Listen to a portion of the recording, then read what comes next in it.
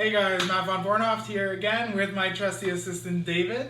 In this video we're going to be showing you an adjustment as well as a few exercises in order to take care of an anterior rotation in the left iliac. So first of all, in order to kind of describe a left anterior rotation in the iliac, what you're going to see is probably a patient who has lower back pain, maybe even pain at the SI joint, as well as a positive for hip flexion test as well as forward flexion test on the left. What you'll see is a inferior ASIS as well as a superior PSIS, both on the left side. Also, what you're going to be seeing is probably a bit of a longer leg, functional obviously, when you're doing a leg length test. So let's get right into the treatment.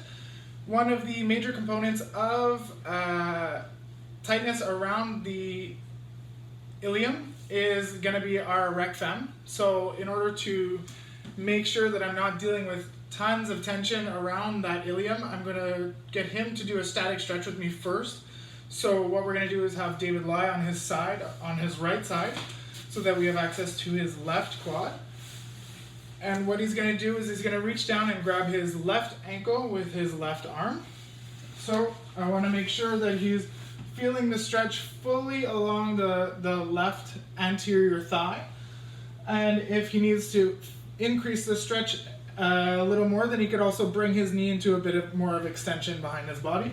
I want to make sure he's not overarching at the neck or at the shoulders or at the back.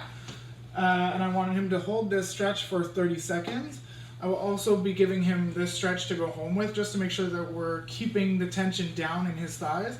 So he would perform this stretch for 2 sets of 30 seconds minimum per day. If he wants to go ahead and do more sets, always keeping to that 30 seconds, that would be fine as well. So let's say he's done his stretch for 30 seconds twice before I do my treatment. Let's get him ready for the actual adjustment. So I'm going to get him to flip around and I'm going to go on the other side.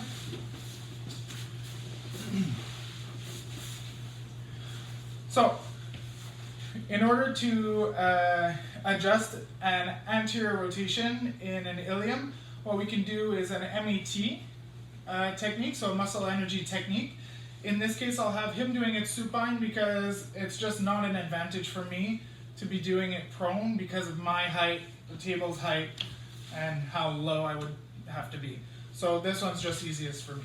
So I will get him to relax his leg as much as possible, and I'm going to position my right hand feeling for his ASIS on the left side here, and the right side I'm going to be bringing his hip into flexion until I feel that barrier where the ASIS doesn't want to rise anymore.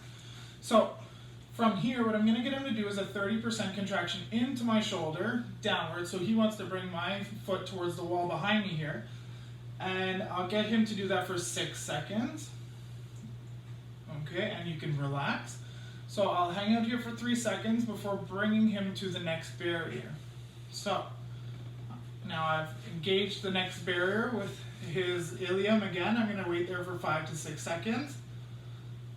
And I'll tell him to give me a 30% contraction down towards the wall behind me.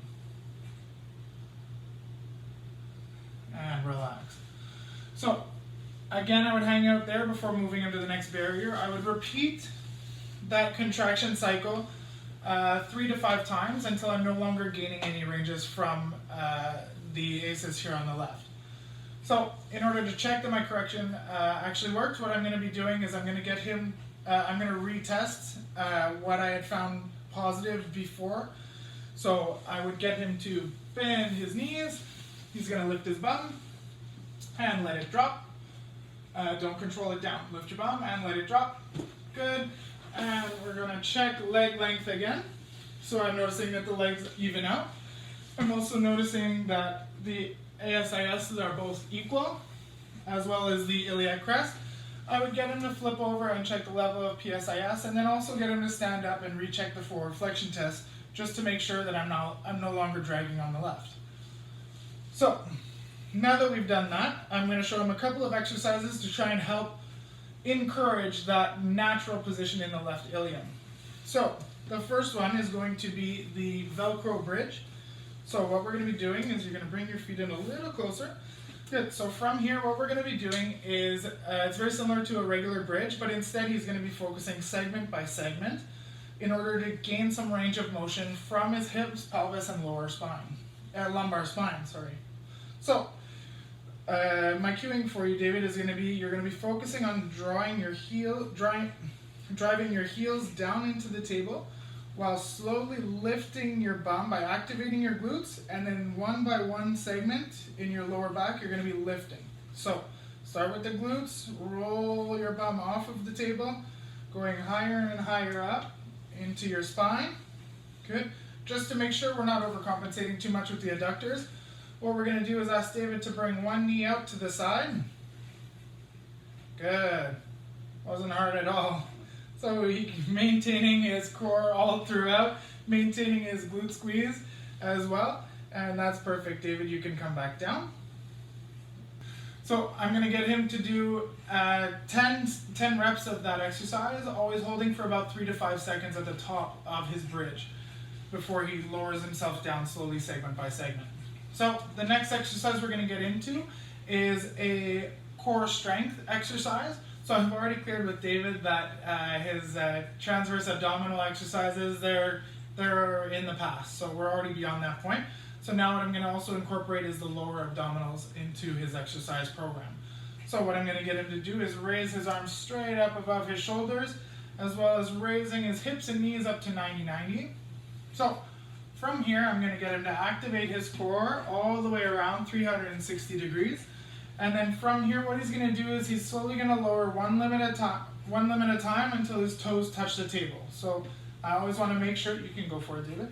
I always want to make sure that the arms and the leg that isn't supposed to be moving are staying completely in place, that he's always engaging his transverse abdominis.